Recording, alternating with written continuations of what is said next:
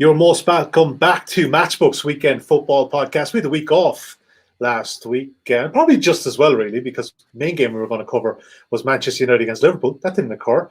But the week prior, you gents had some winners again. 6 winners from 8 selections. A pretty good knock. And that's 12 winners from your last 17. Adrian Clarke, I presume you missed me last week, mate. It's always a tough time when I don't get to speak to you on a Thursday night. It was very strange, actually. But it was a strange weekend all in, wasn't it, with the social media boycott and whatnot. So it's probably a good week to give it all a skip, and we come back recharged for this one, and then the playoffs, etc. to come. Mark O'Haire, insights last week, I think it was 1 or 2 for you, but Europe, it's getting pretty mad, and we're going to cover La Liga today as well, and in Liga, and there's some big title races going on currently.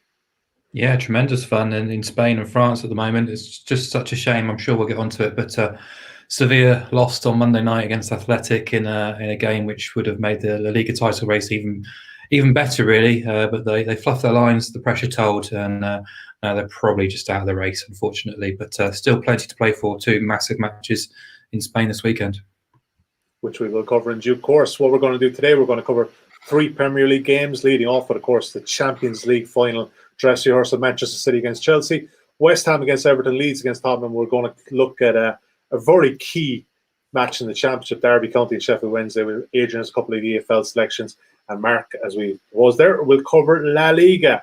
Right, let's get to it, gentlemen. Time to get into it. Manchester City versus Chelsea. As we said, Champions League final dress rehearsal. But how are they betting this weekend at matchbook.com? You can back Manchester City at home here, 1.96. Chelsea at 4.3. The draw available at 3.56.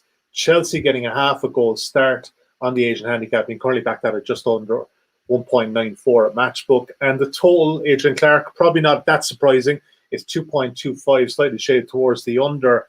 We've got a good sample size for these teams. They only played a couple of weeks ago, of course, at Wembley. We know what occurred there. This is a fascinating game, and I think a lot of people will look at it and say, well, do both teams want to keep their powder dry? But I get the sense with this Thomas Tuchel side that they really want to put a marker down, not just ahead of next season, but ahead of that trip to Istanbul. Exactly, yeah. I mean, motivation is there for both. City can obviously win the title. Chelsea are not nailed on for top 4. Obviously, they could win the Champions League, but that's not a guarantee. It's a 50-50 shot. So no, there's a lot of incentive for Chelsea to go to the Etihad and be just as good as they have been of late. Look, they were both excellent, weren't they, in the Champions League? Different types of performances, but equally impressive. So they come into it in great shape. Have to look at Chelsea. I just want to remind you of some stats really from Tuchel. Obviously, we saw them shut down Real Madrid. Not a problem, was it? I mean, it was easy. It was really easy. And against the top 8 in the league under Tuchel, they've still not conceded a goal, 5 games. And I looked at the XG on all of those games, and all of them are 0.6 or lower in terms of XG goals against. 0.6 was the most expected goals. That was against Spurs that Chelsea have had against current top 8 opponents under Tuchel. They have shut them down, and that has to be respected. The way that it's not just the shape, it's the attitude, it's everyone knowing their jobs perfectly. They just don't give opposition teams a chance. Now, City obviously will test them more than most, but Chelsea have proven they can do that at Wembley. So I think there's a really strong angle there on Chelsea being able to at least pick up a draw, a low scoring draw. So Chelsea plus half a goal does interest me. I think 1.9934 is probably my selection here. Even though City are more than capable, of course, again of scoring against anybody. But you have to remember as well that City lost at home to Man United. They lost at home. They've been patchy Leicester. Well, they've lost at home to United and Leicester. Chelsea will complete the quartet of the top 4 if they were to lose this game. So look, of course City can win, but Chelsea for me are as solid as it gets in terms of opponents. So I like Chelsea plus half a goal, but look, under 2.25 is another one at a similar sort of price that you could easily take that avenue instead. But I think it'd be a bit like the FA Cup semi-final. Yeah. By the way, one more thing before I let Mark in. I just wanted to, because I did a piece on this game for the Premier League, sort of analysing both teams since Tuchel took charge. Yeah. 7 points more City have earned, but every other metric in terms of shots had, shots faced, etc., pretty similar, almost identical. The difference has been Chelsea's finishing. If Chelsea had better finishing, they would, basically they're as good as Manchester City under Thomas Tuchel. So if when they get their finishing right, this team is capable of being very special. Oh, that's a big if, of course, but they're so good. America, 15 league games. The Tuchel's taken over 11 clean sheets, and 7 of last Chelsea's 7 games in the Premier League all went under 2.5. So I could see you nodding there, but I'm trying to get into the mind frame of Mark O'Haire here. He does like the +half maybe with Chelsea, but I'm thinking you may like the unders slightly more. Yeah, I do. I mean, I've been nodding along to everything Adrian said because I agree with almost all of it, really. Chelsea's defence has been remarkable. If you exclude penalties, I think they've given away 4 big chances in the Premier League under Thomas Tuchel in 15 games, which is astonishing. You look at the games that they've played as well, the opponents and the managers, the coaches of the teams that they've played and how well they've performed against those teams as well. Again, it's just remarkable. So I don't want to repeat or kind of go over the same stuff Adrian did because he's laid out as well as I could anyway. So what I would say is Man City at 196. They were slightly shorter going into the FA Cup game at a neutral venue. Obviously, the price drifted after Pep made a few changes pre-match, but I wouldn't be too keen on getting on City at odds-on shots at the moment. They're odds-on pretty much the same price to win the Champions League in 90 minutes right now. This is at the Etihad, but motivational-wise, this is all with Chelsea. I know City only need 3 points to win the league, and of course they don't want to lose the game and they want to keep momentum, etc. and so on. But I do expect them to make some changes here. I do expect them to be emotionally and physically a little bit drained because it was a momentous occasion for Manchester City as a football club. Chelsea, again, momentous, but probably not quite as much. And yes, they do have a day's less rest, but they cannot take their eye off the ball because you've got West Ham, Spurs and Liverpool just sitting in just behind them. So this is a really, really key game for Chelsea. So, City did open around 1.7, which was far too short to win this match and have drifted out now towards evens. I think they're probably hovering around near enough to bright price. Obviously, their reserves are good enough and top quality to kind of come in anyway. But Chelsea do command a lot of respect these days, not just because of the changes that Tuchel's made, but just the maturity that they're playing with, the composure, the tempo, the control. So impressed with what they did midweek. I could reel off a load of under stats, which might bore you to death, but it's all very much unders. 21 of 24 Tuchel games now across all competition have gone unders. 11 of 14 Chelsea games against the top half in the Premier League have gone unders. Games that have gone unders: Man City, United, Spurs, Liverpool, Everton, Leeds, Brighton, West Ham, Real Madrid twice, Porto twice, Atletico Madrid twice. That's 14 games, all against teams who you'd probably say are good enough in forward areas to hurt most teams. So, very little reason to abandon the idea of going against goals. Still think City are probably slightly too short, like Adrian, but I think Adrian made the right point there right at the very end. This is going to be very much like what we saw in the FA Cup, in my opinion. Just 2 teams with maximum respect for each other, 2 teams who probably want possession. I know Chelsea are probably a little bit more dangerous in the counter-attack as we saw midweek, but I just think they're going to be feeling each other out. Chances at a premium. It's going to be Hooblings first, and that's probably not an ideal bet, angle to take if you're looking for goals. So I liked under 2.5 goals. It is 1.75, which is a little bit short for some people, but I think it's fair enough. It's not short enough, mate, if you ask me, to be honest. One last time mentioning this, a couple of weeks ago on this podcast, when Chelsea were playing Atletico, who mentioned Chelsea 16.0 for the Champions League? I'm wearing the wrong shade of blue, by the way, but it was me. So yeah, just that's my last opportunity. They don't let me on the Champions League podcast. So, this is my last opportunity, mate, to mention that. I think I'm not a bad position though. Shrewd, yeah, very good. Yeah, very shrewd. Yeah. Stick with me, guys. Comment. All right. Just before we come off this, Adrian, what are you thinking there at under 2.5? Or you could do both. We could do both. We could do under. I think they're very correlated. The under 2.5, 1.75. I mean, yeah, I didn't really have a preference. I think under 2.5 at that price. I wasn't aware it was sort of around 1.75. That's fine for me. I might myself have a little dabble on Chelsea plus half a goal because I'm quite confident that they can avoid defeat in the game. But yeah, I think we've assessed what we think will happen, and looking at the form lines, you couldn't argue anything else really. Could not totally agree with that. And backing Chelsea to win 1-0 or 2-0 in any of these games is always a good suggestion as well. Right, let's move on. West Ham, Everton, probably the next best game of the weekend in my book. UEFA Cup spots or Europa League even spots on the line. West Ham at home. I know, yeah. So it's gone back a bit, yeah. I just had a week off. Give me a break. 2.38 to come back to Hammers. Everton at 3.18. The draw at 3.54. Everton getting a quarter of a goal start on the Asian handicap of 1.88, and 2.5 is the total.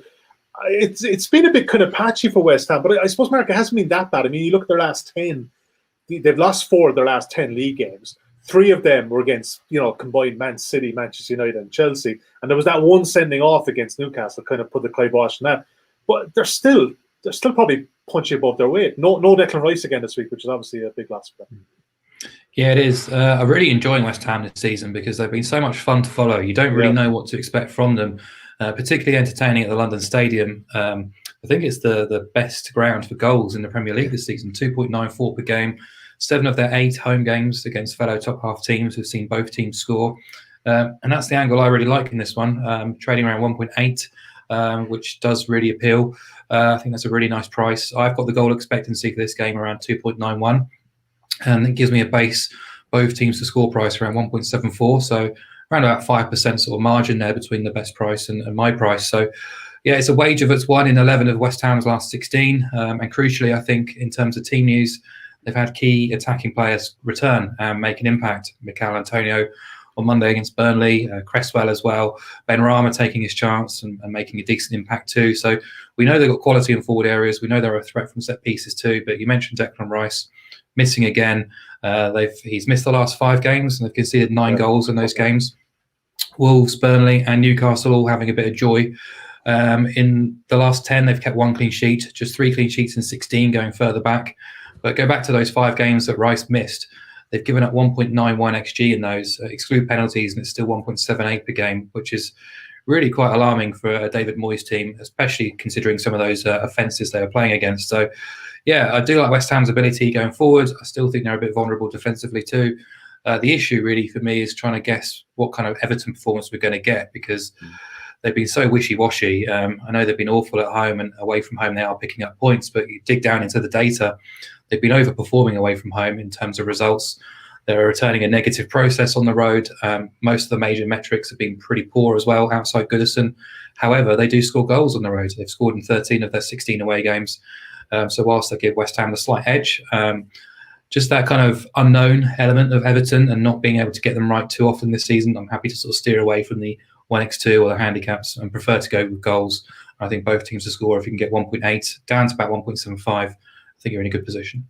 Yeah, and that marker will be available. A match will be small but closer to kick-off time by the day before. Adrian, what are you thinking with this one? It's a general goals team here for Mark, and it's kind of hard to go against that, especially West Ham at home. They have good form here for this. I like both teams to score. Yeah, I think that's definitely got a possibility of happening. I'm less bullish about West Ham, even though they really impressed me at Burnley. Really sort of ultra positive performance, created loads of chances. You know, it's hard to be critical of them apart from defensively, of course. They have conceded in every home game against teams in the top 10.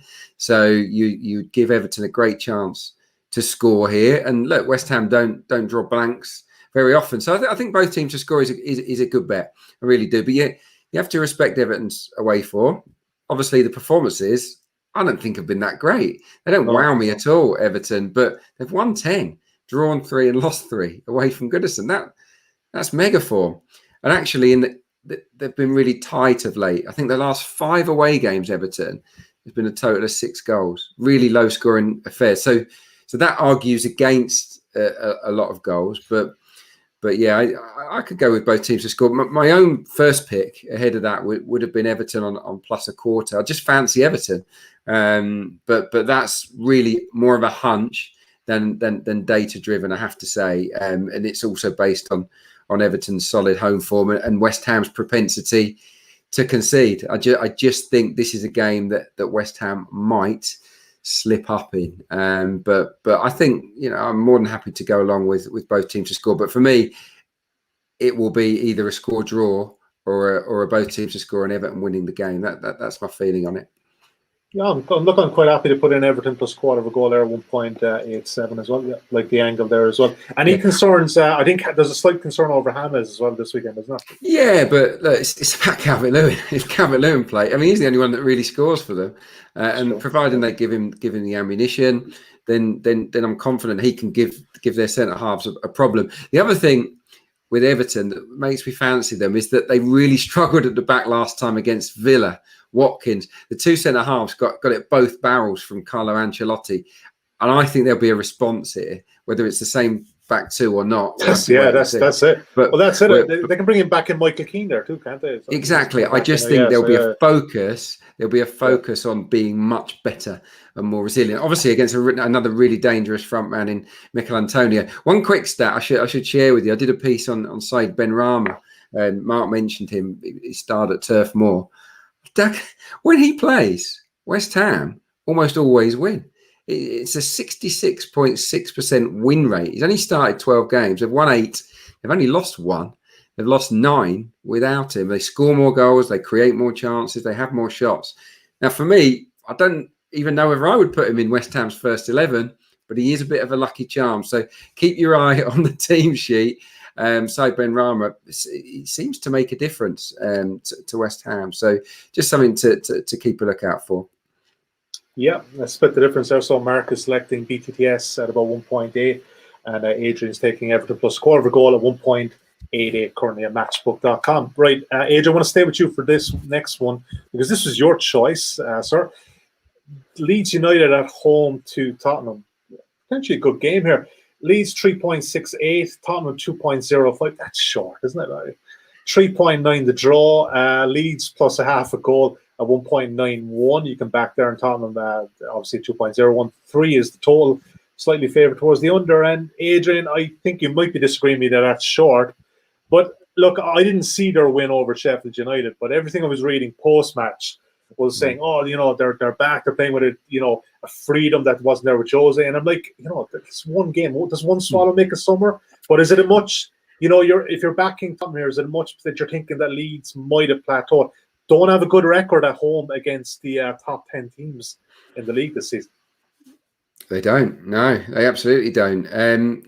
Look, they play Sheffield United. The Sheffield United are shocking at the moment. They're gone, aren't they? They're all over the place. Yeah, so you shouldn't read too much into it. But I like the selection. He's gone for the Fab Four, hasn't he? He's gone for Kane, Son, Dele Alli, recalled, and Gareth Bale. And it was interesting that those 4 accounted for 16 of Tottenham's 20 shots in the game. They worked well together. I thought the movement was great. Okay. And they looked to be enjoying it. The fact that they were used together. Again, I dug a little bit deeper on this. This season, in all competitions, those 4 players, we might have thought we'd see quite a lot of them. It equates for 2.2% of Tottenham's season that those guys have been on the pitch at the same time together. 2.2%. 108 minutes before the game the other day. Quite remarkable. So look, there's a new energy about them. And you know what? Against Leeds, who I do think have plateaued, they've definitely got less of a goal threat at the moment with no Rafinha. I think his absence is being felt. Bamford is just a little bit off it as well. I think with the way that Leeds man mark, and they like to do that, we know, those 4 players with their movement and skill and ability, I think they can hurt Leeds in this game. So yeah, look, I like Spurs for the win here, but I don't like it. I don't think it'll be a high-scoring game because Leeds at home have been much more solid of late. Don't give you that much, but I just think they fall short at home to the better teams. We know that. The stats tell you that. In 10 home games against top 12 opposition, 10 home games, they've scored 5 goals, Leeds. 5 goals. So they've struggled against the better teams to break through at Ellen Road. So no, for me, I've got a little bet for you. to win and under 3.5 goals. Okay. So that is my pick here. I think it comes out at quite a nice price as well, 3.2. 3.2, yeah, 3.2. Spurs to win and under 3.5 goals. I don't see it being a battering, but I can see Spurs winning this 2-0, 1-0. You know, not a problem. It could be 2-1. So yeah, that's my selection. I just like this slightly bolder philosophy from Ryan Mason. They've still got loads of work to do. They're not the finished article, but the players themselves seem to be enjoying it. Yeah, it's not a bad interest bet, though. Those markets, Spurs to win and under 3.5. You can also get the 2.5 angle as well. If you want to get an even better price, they're available at matchbook.com. A bit closer to kickoff. They're a very new market on the exchange. Mark O'Haire, I know this wasn't your selected game, but have you any thoughts to what Adrian had there? Yeah, I think there's elements I can certainly get behind in what Adrian was talking about there. I think initially when I looked at this, I thought Spurs looked very short. I put the XG figures into my model and it kind of spat out just a little bit bigger than what Spurs are at the moment, 2.05. It's about 2.15. So not a million miles away, really. Just kind of goes to show how much XG and expected goals are driving these models and prices by the operators. But yeah, I mean, ideally, you've probably got one team which is really highly motivated and one probably a little less so. But then you've got one team coached by Marcelo Bielsa who just constantly drives high standards. So, you know, Leeds are still gunning for a top half finish, which is still probably going to be their goal, which would be a great achievement. So I still think they've got something to play for. However, team news is against them. Adrian mentioned Rafinha's absence, Bamford not scoring, Calvin Phillips is still out of the team. They've only won twice in 9 without him this year either. But then you kind of flip it around and do I really want to get Spurs on side at that price? They've won twice in 11 away against teams outside of the bottom 6. They boast a negative XG record away from home. I'm not so keen, to be honest, but I certainly can get behind opposing goals. I think the goal line is a little bit too high here at 3. Happy to get on the unders there. I know under 3.25 goals was 166, which is probably a little bit too short for others, but you know, certainly does appeal to me too. And I could be made look real foolish here if Spurs go again with Kane, Son, Ali and Bale and look to attack, and you know 10 of the last 12 in the Premier League have gone over 2.5 goals. However, we've talked about Leeds kind of mellowing out a little bit as the season's gone on, a bit more resilient, showing a bit more game management skills, not quite as headless. Liam Cooper's going to come back into the team after suspension. You look at the last 13 Premier League games, 8 have gone under 2.5. In those 13 games, the XG was 2.55 on average, pretty much bang in line with 2.5.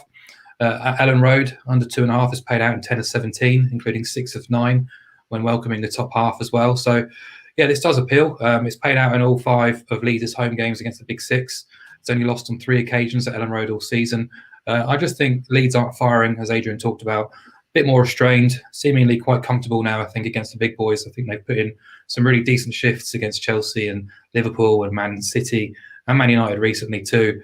And Spurs, I just need a bit more evidence that they're probably the real deal, because, you know, beating Sheffield United 4-0 doesn't do a huge amount on my kind of copybook right now. So, yeah, a bit more to prove there for me. So, whilst I don't think that the Spurs price is anywhere sort of too short or too big, I think under 3 goals is probably the value play for me. Yeah, it's going to be a small bet, but I like the price, Adrian. I do like the angle. You broke it down very well indeed. That is a Premier League done for this weekend. It's going to be a fascinating weekend of the Championship. We'll get to it there in a second. The main game we're going to look at for Saturday, these are all early kickoffs too, if I'm not mistaken, 12:30 kickoffs. And it's Derby County at home to Sheffield Wednesday. Literally, there's a lot could happen here. Championship survival on the line for both teams, of course. And destiny isn't really kind of on, you know, they're not really in control of their own destiny, which is quite fascinating. 2.36 you back Derby. Sheffield Wednesday 3.22. The draw 3.46. Sheffield Wednesday getting a quarter of a goal start in the age handicap, just under 1.88. And the total is a kind of a middling one, because I think ordinarily any other day of the season, this would be a flat 2. But it's 2.25 and it's shaded towards almost even money on the under. And Mark O'Haire, of course, a lot will, you know, bite on the fact that Rotherham are away at Cardiff. I think Cardiff obviously have technically nothing to play for. So what way are you going to attack this one? Is it very much going to be kind of a watching brief? You know, are you going to bet this in play, or what way do you see this playing out? Yeah, it's a tricky one. I've got a couple of ideas in mind. I think first of all, I don't think Adrian would mind me saying, but the Championship has been brutal this year. It's been awful from an entertainment perspective. It's normally one of the best leagues in the world. It's been a huge slog. The goal lines are down drastically. Entertainment stakes have been down. But you couldn't write a better script than this. One of these two teams is getting relegated on Saturday, and they're playing each other for survival, basically. And even if Sheffield Wednesday win, they're not guaranteed to survive. It's absolutely brilliant, wonderfully set up. We've got Mike Dean in charge as well. So, Premier League referee who loves the limelight. There's going to be drama here. From my perspective, there's absolutely no way you can hang your hat on either of these two teams right now. Both completely out of form, lacking confidence. The head coaches or the assistant coach in Sheffield Wednesday's side of things are kind of talking up a good game, saying they're going to be well prepared and looking forward to the challenge, but they're lacking a goal scorer, both of them. They're fundamentally making too many individual errors, just an unhappy marriage, really. So, we talked about Derby before the actual Derby against Forest quite some time ago. We talked about the upturn that Rooney had overseen, 1.72 points per game across his first 18 games. They went from rock bottom to 16th. It's 1 win and 14 since. Then you got Wednesday, who've been battling against the odds all season with the points deduction, but their away record is horrifying, 16 defeats and 22. They've only scored 15 goals. They've lost and failed to even score in 8 of 10 away at the bottom half, which is absolutely abysmal, really. So, I was kind of drawn originally thinking you've got to be with unders. You've got to be with unders here because the two teams can't score, the magnitude of the match, the pressure. But the more I think about it, the more I think there's probably an in-play angle here to attack, because I think to begin with, we're going to see a game which is cagey, attritional, tight. No one wanting to give too much of an inch. However, I just think things are going to have to open up at some point. In the second half, the kitchen sink is getting chucked around. Don't know who it's going to be, but at some point, we're going to have balls flying into the box from every angle. We're going to have keepers up for corners.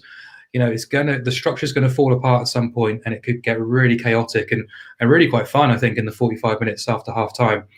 As I said, at least one of these two teams is getting relegated, so there's absolutely nothing left to sort of defend. You're going to have to just throw everything at it. So the second half to be the highest scoring half at 2.2, I think was quite appealing to me. The spreads of this game in for 2.45 goals, with the first goal sort of around the 38th minute, they suggest, which feels about right to me. Overs is trading a shorter price than that. So I feel that even if there's just one goal in the second half, two to land overs, two will land us the second half being the highest scoring half at a bigger price, really. So that appeals, but also obviously getting in play, having a look at how the first half plays out, and then you can make your move thereafter. But as I say, Mike Dean is the referee as well. So, this is going to be scrappy. There's going to be cards. It's going to be chaotic. There's going to be keepers doing mad things. It's just going to be carnage, and I can't wait. Yeah, Adrian, hell of a lot going on there with Mark's takeaway. Like, even Mark, just before I got to you, Adrian, even Mark, in the sense that, like, say if it's 0-all at half time, and maybe Rotherham are winning, then the pressure comes on even more, and maybe if the goal line is 1.5, that kind of way, then it might be a good odds against that might be a way in as well. Yeah, for sure. I think we talked off air. There's an opportunity probably to back against a first half goal, go under 0.5 first half goals, maybe back the 0-0 correct score, that kind of thing. But second half, certainly at half time, just depending on where the land is lying, you can certainly get involved with an over 1.5 second half goals bet or something along those lines. I'm not too fussed about what's happening at Rotherham, to be honest. I think this is more about what's happening at Pride Park, because that's the match that really matters. Adrian, what are you making of this one? Mark gave a pretty good breakdown of the whole quick development. It's a good take. The only thing I'll say is that I was at Hillsborough last weekend for the game against Nottingham Forest, and goodness me, they were dreadful. Sheffield Wednesday. In that game, they could have got relegated that day. Results amazingly went for them. Now, they didn't know that at the time. So it was a game where they thought they needed to win it to survive. Did they go gung-ho? Did they go a bit crazy? Did the keeper go up? Did they put loads of balls into the box? No. They did nothing. No urgency, okay. There was no urgency, just a little bit towards the end. In the first half, you'd have thought it's a friendly. It was pathetic, really. And obviously it's not Darren Moore, the manager, is not around at the moment. He's got he's got major problems with COVID, and his backroom team they had no dynamism, and there was no bravery at all with the way they went about it tactically. They didn't change it. They didn't go like, it didn't put extra men up front. It was the same system, and it was lackluster. And that was when they thought that they needed to win to survive. I can't believe they're still in the race, to be honest. So will they be different this weekend? I totally understand Mark's vision of the game, but having seen them,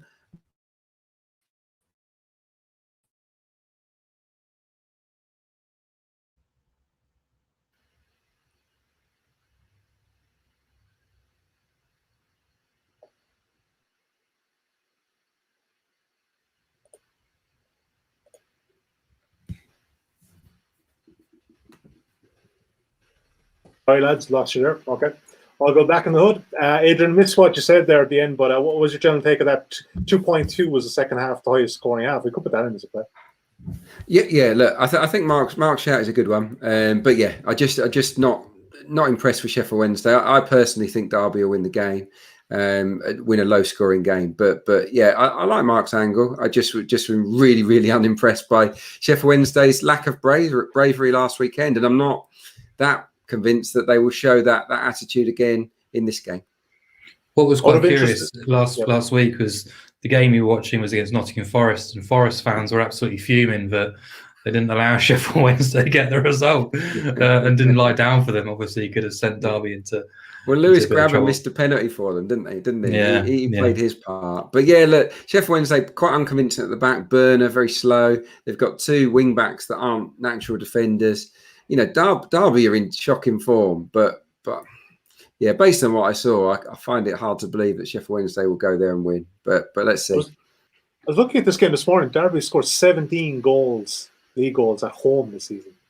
Doesn't exactly fill you with confidence, is it? But I can see the angle of Mark. It's a one-off game, and there's an urgency to the situation. Like you said, it could get fairly bonkers. One to be watching early on Sky Sports on Saturday. Let's do a quick recap of what we have so far, gentlemen. We have the under 2.5 in City Chelsea. We also have West Ham, Everton, BTTS 1.8. We're going to go with Everton plus quarter of goal there. That's agent selection of 1.8. Tottenham to win it under 3.5, 3.2. Smaller bet there, of course, but a bigger price, more of an interest one. And let's go with Mark's one, Derby Wednesday, second half, highest scoring half, 2.2. Before I get to the latter stage of the show, if you're looking at those prices, and if you're even looking on Odds Checker and thinking, where can you get the best price? Generally speaking, the exchange is your best bet. And at Matchbook, if you do sign up today, that's the wrong banner, of course. See, this is what happens, guys. You come back just cold, absolutely cold. You make these errors, then your Wi-Fi dies, the whole lot. But you can get 0% commission on all sports for 30 days if you sign up at matchbook.com today. Generally speaking, like I said, the exchange is the best place to get a price. But if you use the bonus code INSIGHTS when you are signing up, you'll get 0% commission. So that'll take away even more margin, and you will get some pretty good value. Adrian Clarke, take us off to the EFL as well this week, because it's not just the Championship where things are happening. I think you've Newport. They look. Are they they have to win to stay in the promotion hunt? Yeah, they can still be pipped by Exeter in the race for a playoff. So they're handily placed ahead of the last day, but they could defeat. And if Exeter win, they could in theory drop out if results go against them. So lots of motivation for Newport at Southend, my former club, who heartbreakingly went down last weekend. Absolutely gutted about that. And look, they've showed spirit. Southend, the players, it's not their fault. They just haven't had a squad that's been good enough over the course of the season, and that's not their fault. It's from above, decisions that they just weaken the squad so much that I don't think they really had a chance. Newport, I just can't see them blowing it. They're away at relegated Southend United. They're highly motivated. They're in good form themselves. They've conceded 2 goals, Newport County, in their last 8 games. Six clean sheets. They are super solid at the back, and they've come from nowhere, but they've got themselves into the right form at the right time. It would be a major, blowing it if they weren't to win this game. Southend lost 12 of 17 against the top 19 at Roots Hall. Normally lose this type of match. So for me, Newport to win at Southend, not the worst price in the world. I think it's 1.862. The last time I looked, it's actually 1.9. The margins after tying up a small, so you happy days. Happy days. So Newport to win at Southend, I think it's a really good price. And you've also got a goals angle, I think, in League One. Can I just ask Adrian, Southend, I know they're a club obviously close to your heart, but did you feel that the decision to sack Mark Moseley and bring Phil Brown back to the club was one of the most boneheaded decisions in the Football League this season? It made absolutely no sense to me, just while they're starting to string some really good performances together. It was a panic. Well, it was a panic decision, wasn't it? And yeah, look, Ron Martin, the chairman there, he's made a lot of bad decisions. I won't go into them all here.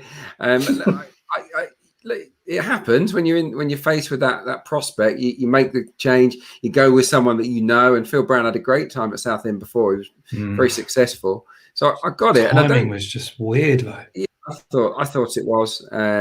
But ultimately, I don't think the squad was good enough. They asset stripped the squad, and it was a. They were always going to finish very, very low, in my opinion, no matter who was in charge. So yeah, just absolute choker. But for I think Newport should win this game. I think if Newport don't win this game, they'll be kicking themselves massively. But yeah, the other selection is in League One. It's with a dead rubber actually. Doncaster against Peterborough United. It was 2-2 just last week. So it was one of those sort of games that have been called off that they had to play. So it was an entertaining game when there was a lot of pressure on Peterborough at the time, and now they've since got promoted via a 3-3 draw, which was ridiculous against Lincoln last weekend, Posh. So yeah, for me, these are two super attacking sides. Doncaster can't defend, but they can score goals. They always have been able to do that throughout the course of this season. And Peterborough are definitely a lot better going forward than they are at the back. And look, with the shackles off, now you can just go out there and have a bit of fun. Johnson Clark-Harris looking to continue, extend his record-breaking goal-scoring run for Peterborough United. Obviously, they might have been on, might have had a bit of a party after getting promoted, but I think they would have had time to just refocus and just look at this game as let's just go out there and have a bit of fun and express ourselves. And Doncaster can do the same. Doncaster 2 clean sheets in 23 games. Tells a story. So the stats as well. Donny 60% of their games over 2.5 this season. So yeah, for me, I'm going to go for over 2.75, which is close to even money. So I think it's a decent price on that. Spot on, even money 2.0. And I find sometimes with those games where they are, dead rubbers or whatever it is, they can kind of go one of two ways. They can either go absolutely nothing happening, or they can go absolute bonkers. So it's not a bad time. My insights column will be out later today, and I've kind of leaned on one of the games in the championship as being a non-event.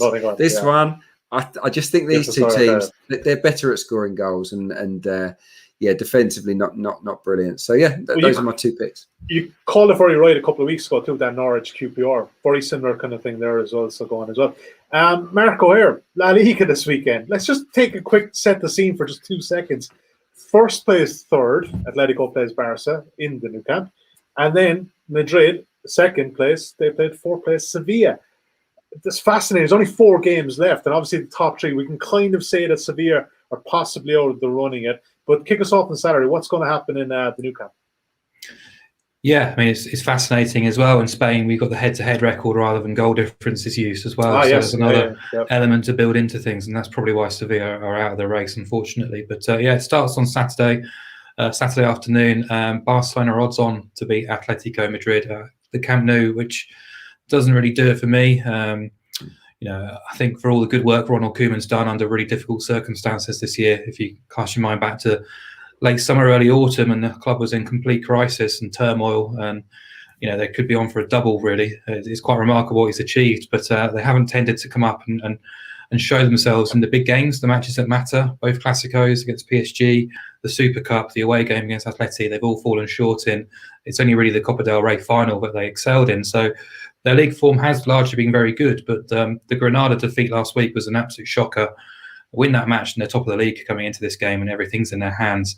They are still favourites to win the title, but they're still kind of third on head-to-head basis with Real. So Atleti also have the head-to-head in their favour. So what Barca need to do here is score twice and beat Atleti, or beat them 1-0, and then the head-to-head advantage is the same, but they have the advantage in goal difference. So a little bit complicated, but even still, they're playing pretty good football going forward. Griezmann's come into the team to partner Messi in a 3-5-2 sort of system. a bit of tinkering there, but they're scoring goals, they're creating chances, looking good, but they're not very good defensively. Just the one clean sheet in 7, 4 and 15 going back further in the La Liga, and 2 and 12 against the top 8. So, yeah, I mean, that's where their strength is and that's where their weakness is, whereas Atleti still have that strength going forward now with Luis Suarez absolutely motivated to hurt his ex-team, but they're still ever so good defensively. Clean sheets in half their 34 games, 22 goals against. Their XG against is superb as well. And Simeone has this habit of just battening down the hatches, trying to frustrate, utilising set pieces and playing on the counter in these big games too. So I don't think he's going to kind of move away from that method, particularly in these high pressurised games. If you look at 10 of their games against the top 7, all 10 I should say, against the top 7, they've gone under 2.5 for Atleti, as did both games against Chelsea, of course. So quite surprised as the odds against for under 2.5 goals here. Consider the magnitude of the match, consider how good Atleti are defensively, and consider how tactically I think this game's going to play out. Might not be the humdinger we're all hoping for. It might be quite tight and attritional, but plenty of cards, plenty of action, but maybe not too many goals. I'm happy to take 2.05 on under 2.5 goals. And it's a similar story for you in the Madrid game too, yeah? Unders as well there. Yeah, absolutely. This one's the really one that stands out, in all honesty. Just on Sevilla, it's hard to kind of put into words how disappointing that Monday night game with Athletic was. They've really sort of let themselves down. The pressure told, but bar a 15-minute spell in the first half where they played with real intensity and the movement was good, and they just lacked those qualities thereafter, really. And the situation, the pressure probably got to them a little bit, but for most of the game, they were just putting the ball wide, lumping balls into the box, shooting from distance. It just looked really basic, really predictable. Campos wasn't playing very well either. And if you're going to play against any team in La Liga and play in that sort of style, Athletic are not the team to do it against. They're kind of your traditional, old school English type team who just will head everything, tackle everything, balls into the box. That's their meat and drink, really. So, yeah, it wasn't great from Sevilla. Emotionally, that's going to be hard to get over. But then you look at Real Madrid, what they've come off on Wednesday night as well, emotionally and physically tiring, emotional, kind of come down from that game against Chelsea. So there is an opportunity here for Sevilla. But yeah, just not expecting goals at all here. We've arguably got 2 of the better teams defensively in La Liga on show. We've got 2 teams who aren't flush with goals, aren't creating opportunities, aren't converting many goals either. That mental baggage, that hangover from the last couple of days as well on both sides, plus the magnitude. I think it all builds into just a nice unders bet here. So I had this down at 1.8, and this is the worry, really. I hate being this opposed to the other way, the market. Yeah.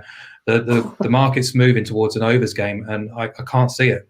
All 5 of Sevilla's games against the top 3 have gone under. 9 of the last 14 across any venue in Spain have gone under. Madrid, both games against Barca in the Clásico went overs, but 7 of their other 8 against the top 6 went unders. 9 of the last 13 domestically unders as well. Sevilla aren't going to give away too much, so I can't see Real Madrid carving them open too many opportunities either. So, yeah, unders 2.07, I think it was this morning at Real Madrid. I wouldn't put anyone off putting a double together of these 2 games under 3.5 goals. It'll be around even money, which does appeal as well. I'm absolutely all over that. And you know what? The market movie against you just brought back something I thought of last weekend. A good friend of ours, Mark, we're talking about rugby. Let the market move. If you have your definitive mind made up, and if it goes the other way, it goes the other way. And you just get a bit of a better price. Yeah, really like that one. Adrian Clarke, back to you, mate. What's your best bet of the lot? Is it already been covered, or are you just going to throw a curveball into the equation? No, let's live a little. It is from my insights. It's one half of my insights column. Okay. But sometimes it's happened before. The stats are so strong. The data is so powerful that I've got to share it.